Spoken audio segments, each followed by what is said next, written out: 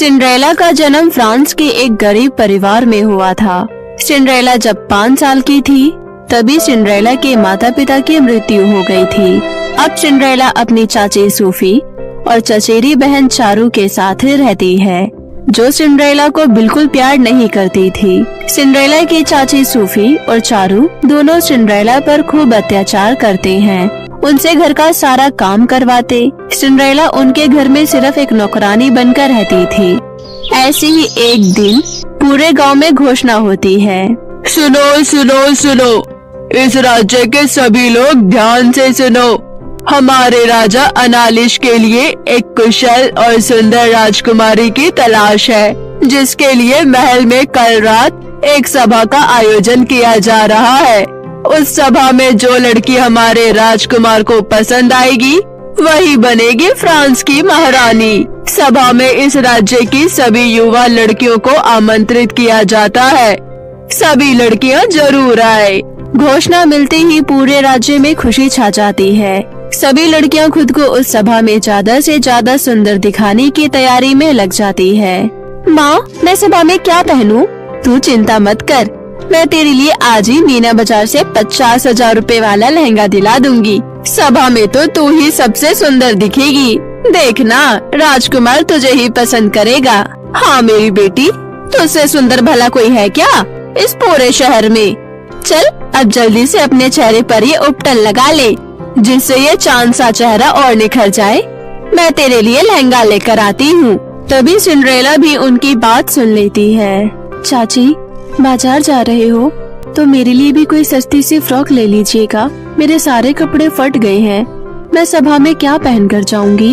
ये सुनकर चारों जोर जोर से हंसने लगती है। अरे बेवकूफ, राजकुमार को अपने लिए राजकुमारी चाहिए, नौकरानी नहीं, समझी? बढ़िया ही सभा में जाने वाली, तेरा वहाँ कोई काम नहीं है। राजकुमार तो तुझ जैसी को अपने काम वाली भी न रखे। पर सभा में तो सभी युवा लड़कियों को बुलाया गया है ना? अरे करमचली, जन्म लेते ही तो सबको खा गई, अब क्या सभा में जाकर राजकुमार की जिंदगी खराब करनी है? तो जैसे मनुष्य के परछाई से भी लोगों को दूर रहनी चाहिए। तूने आज के बाद इस घर के बाहर कदम भी रखे तो मुझसे बुरा कोई नहीं होगा, समझी? चाची और चारू से इतना सब कुछ सुनने के बाद सिंड्रेला रोते रोते घर के कामों में लग जाती है। ऐसे ही 2 दिन बीत जाते हैं। चारू आज सुबह से ही बहुत खुश थी, क्योंकि आज रात को उसे सभा में जाना था। चारू लहंगा पहनकर आती है। मैं कैसी लग रही हूँ माँ? मेरी बेटी तो बिल्कुल राजकुमारी लग रही है, किसी की नजर न लगे मेरी बेटी को। वो सब तो ठीक है माँ, पर माँ मैं अपने हेयर स्टाइल कैसे करूँ? मुझे समझ ही नहीं आ रहा है। बुरा न मानो तो चारू तुम्हारा हेयर स्टाइल मैं बना दूँ, मुझे बहुत अच्छे हेयर स्टाइल बनाने आता है। हाँ क्यों नहीं, बट सबसे अलग होना चाहिए मेरा हेयर स्टाइल। ठीक है चारू। सिंड्रेला चारू के बाल बनाते बनाते एक बार फिर अपनी माँ से बोलती है, चाची प्लीज मुझे भी सभा में ले चलिए ना, मैं घर में अकेली क्या करूँगी? मुझे अकेले घर में बहुत डर लगता है, मैं बस दूर से ही आप सबको देखूंगी, प्लीज चाची। बड़ी ढीठ है, तुझे जब मैंने एक बार मना कर दिया तो तुझे समझ में नहीं आ रहा? रुक, तेरा सभा में जाने का भूत अभी उतारती हूँ, चल मेरे साथ। और फिर इस तरह चाची सिंड्रेला को घसीटते हुए एक अंधेरे कमरे में ले जाकर बंद कर देती है। अब सड़ यहीं पे, चल बेटी सभा के लिए देर हो रही है। फिर दोनों माँ बेटी सभा के लिए निकल जाती है और इधर सिंड्रेला अकेले कमरे में अपने माँ बाबा को याद कर खूब रोती है।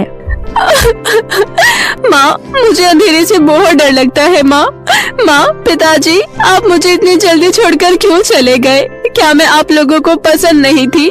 क्या मैं इतनी बुरी हूँ? मुझसे कोई प्यार नहीं करता। चाची तो ऐसा करती है जैसे मैं उनकी बहुत बड़ी दुश्मन हूँ। आखिर क्यों माँ, क्यों मेरे साथ इतना बुरा हो रहा है? मेरी क्या गलती है आखिर? तभी वहाँ पर एक तेज प्रकाश होता है और एक बहुत ही सुंदर परी वहाँ आती है।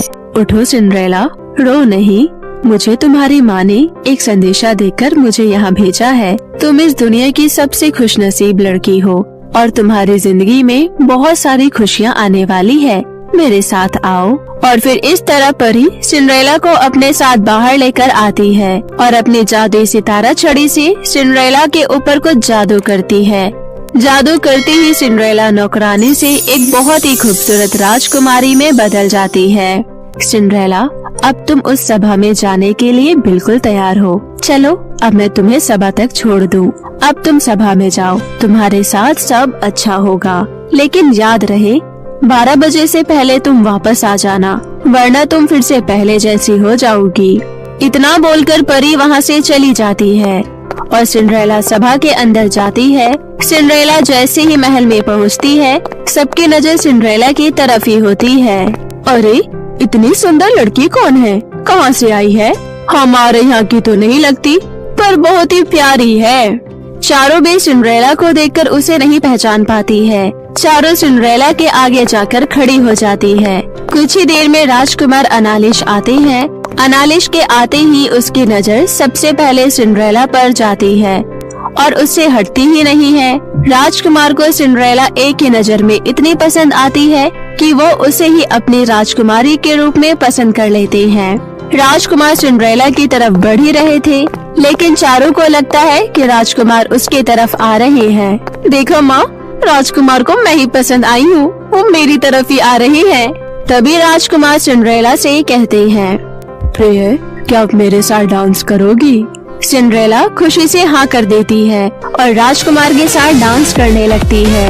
काफी देर डांस करने के बाद सिंड्रेला की नजर घड़ी के कांटों पर जाती है। हे भगवान, 12 बजने वाले हैं, मुझे जल्दी यहाँ से निकलना होगा।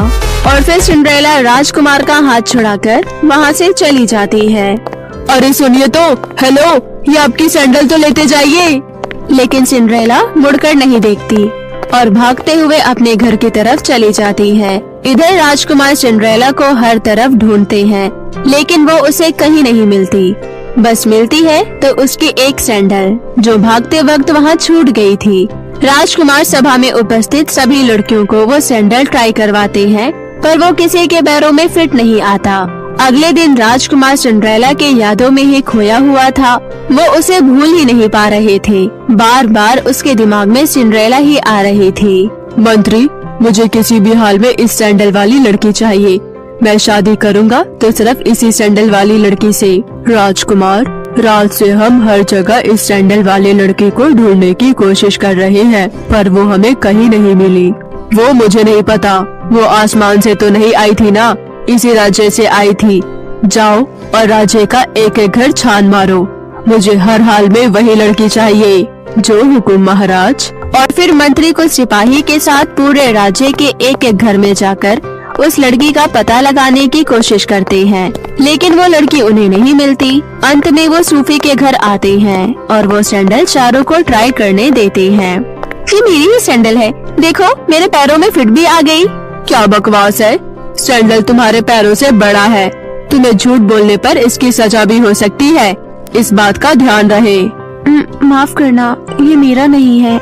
मंत्री निराशा से चारों के घर से जा ही रहे थे कि तभी उसकी नजर घर में काम कर रही सिंड्रेला पर जाती है। सुनिए, कृपया आप ये सैंडल पहन के दिखा सकती हैं? आप भी मंत्री जी क्या मजाक कर रहे हैं? उस नौकरानी को इतनी महंगी सैंडल पहनना तो दूर, उसने इसे सपने में भी देखा तक नहीं होगा। वो उसका हो ही नहीं सकता। जितना कहा जाए उतना ही बोला कीजिए। राजा का हुक्म है, सभी लड़कियों को सैंडल पहना कर देखा जाए। आप प्लीज पहनिए इसे। सैंडल पहनते ही सिंड्रेला के पैरों में वो सैंडल बिल्कुल फिट आता है।